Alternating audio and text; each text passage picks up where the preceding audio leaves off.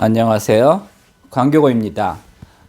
정부가 10월 15일 부동산 규제에 이어 근원적으로 이제 부동산 투기를 막기 위해서 부동산 세제 개편을 검토하고 있습니다.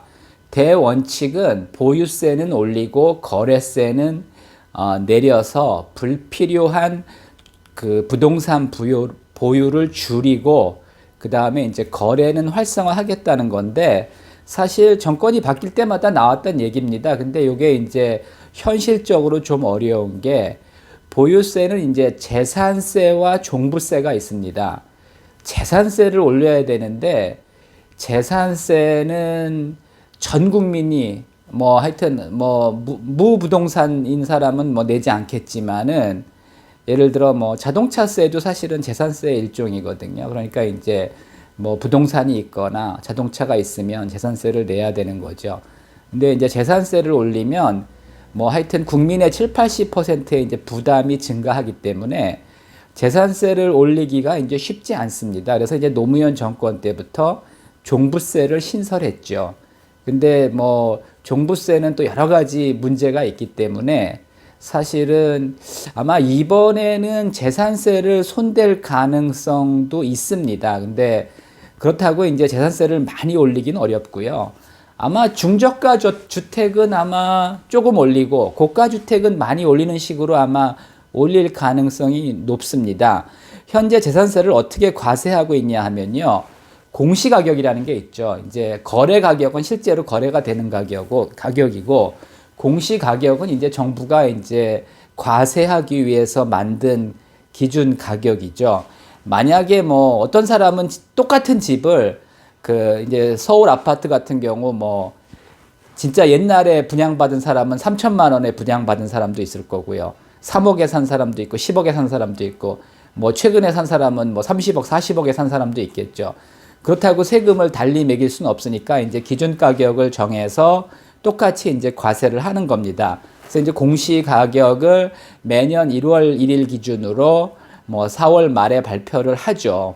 그래서 이제 공시 가격을 기준으로 이제 과세를 하는데, 요걸 다 하는 게 아니라 이제 공정 가액 비율이라 해 가지고 이 중에 이제 일부만을 과세 기준으로 삼습니다. 보통은 60%인데 1가구 1주택은 이제 최근에 45%를 적용하는 경우도 있죠. 그리고 이제 세율은 6천 이하는 0.1%, 그 다음에 뭐 중간에 이제 여러 단계가 있고 3억 초과는 0.4%입니다. 그래서 이제 저희 집을 예로 들면, 저희 집은 이제 수원 광교에 한 뭐 시가 16억, 공시가격 한 10억 정도 하는 아파트인데요. 2021년에 세금을 가장 많이 냈습니다. 이때 이제 공시가격도 높았고 공정가액 비율도 높았고 그랬습니다. 그래서 이제 276만 원을 냈고요. 그 다음에 이제 올해는 170만 원을 냈습니다. 뭐 공시가격도 예전보다 낮아졌고, 그 다음에 공정가액 비율도 이제 1가구 1주택으로 45%를 적용해서 금년에는 한 170만 원 정도 냈습니다. 그래서 뭐 집값은 사실은 그때나 지금이나 큰 차이는 없는데, 하여튼 이렇게 정부 정책에 따라서 차이가 많이 납니다. 일단 내년에는 더 오를 가능성이 높다고 보는데, 그 얼마나 올릴지는 알 수 없지만 하여튼 재산세를 이제 올릴 가능성이 있다고 봅니다. 그래서 뭐 하여튼 재산세가 오르면 집을 이제 장기적으로 계속 보유하기가 어렵죠. 그렇다고 이제 살고 있는 집을 팔긴 어렵지만은 하여튼 뭐 추가로 부동산을 취득하는 거는 그렇게 쉽지 않습니다. 종부세는 이제 고가주택과 다주택자만 과세를 하는데, 저도 21년에는 종부세를 낸 적이 있습니다. 금액 자체는 얼마 안 됐는데 1가구 1주택의 공시가격이 그때 당시 11억이 좀 넘었거든요. 11억부터 과세했는데 11억이 좀 넘어가지고 21년에 하여튼 10만 원을 낸 적이 있습니다.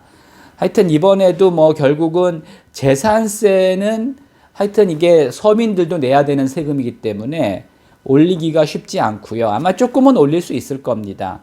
근데 이제 종부세를 또 이제 손댈 가능성이 높다고 봅니다. 그 다음에 이제 거래세를 내려야 되는데, 뭐 요것도 그렇게 쉽지는 않습니다. 이제 현재 이제 취득세가 1.1에서 3.5%죠. 주택 기준으로.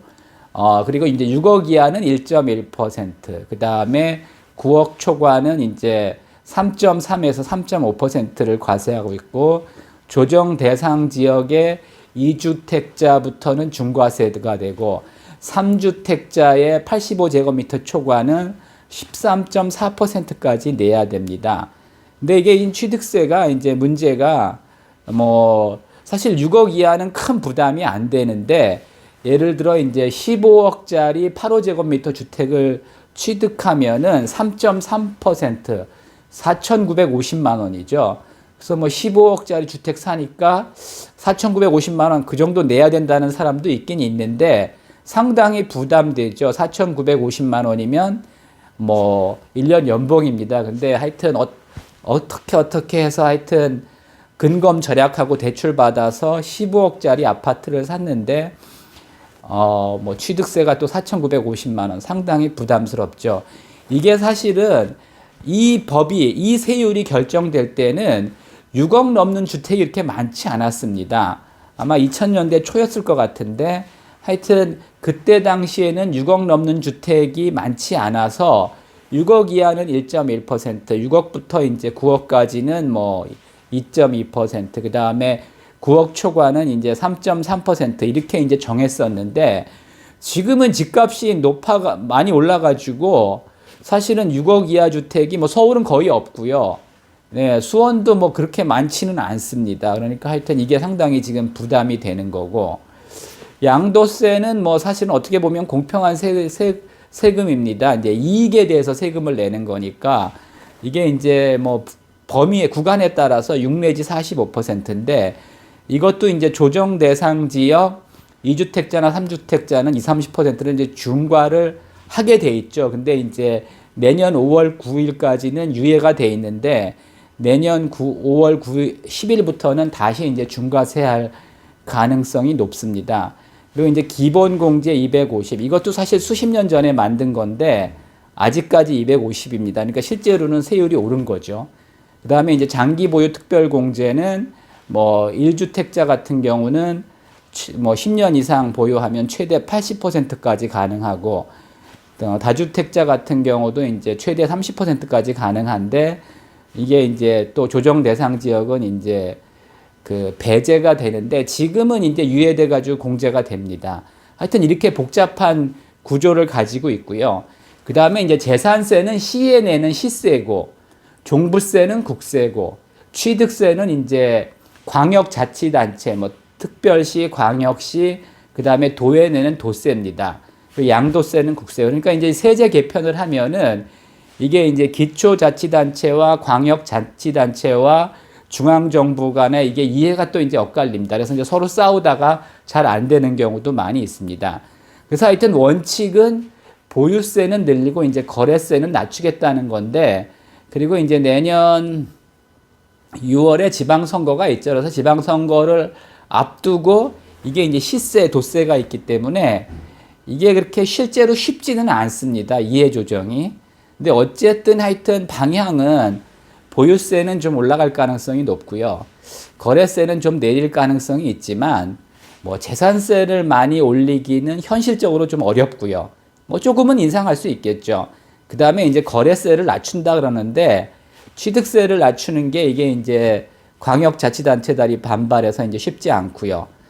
양도세는 사실은 6 내지 45%면 충분하지, 여기다 또 이렇게 중과세까지 할 필요는 없다고 생각을 합니다. 그래서 하여튼 좀 잘못된 그 문재인 정권 때 투개를 잡기 위해서 어거지로 만든 세금이 많이 있습니다. 그래서 하여튼 개편 방향은 이러니까 요거를 참고하시고 앞으로 이제 부동산을 사시든지 파시든지 참고해서 결정하시기 바랍니다.